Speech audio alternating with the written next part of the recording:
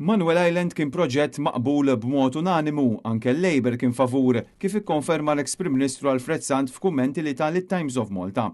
Alfred Sant li kien Prim Ministru bejn l-1996 u l-1998 jistqar li qabel mal-konċessjoni u meta qabbat esperti biex jenalizzaw l-ftehim mal-midi u kellu konklużjonijiet pożittivi.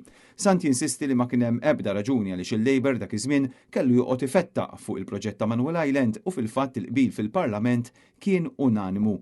Iżda kif fisser l-eks-Prim Ministru Lorenz Gonzi, issa r-realtajiet ta' pajjiżna nbidlu ferm.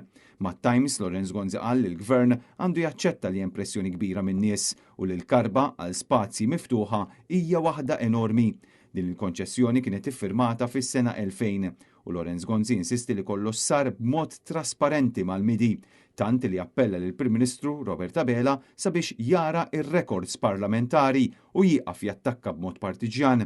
Bħalissa hemm petizzjoni b'xejn anqas minn 29,000 firma u appell qawwi sabiex Manuel Island tinbidel f'Park Nazzjonali. Il-midi qed jibqgħu jinsistu li ma kissrux il-kuntratt, iżda l-attivisti jridu dan l-ispazju lura għad-gawdija tan-nies.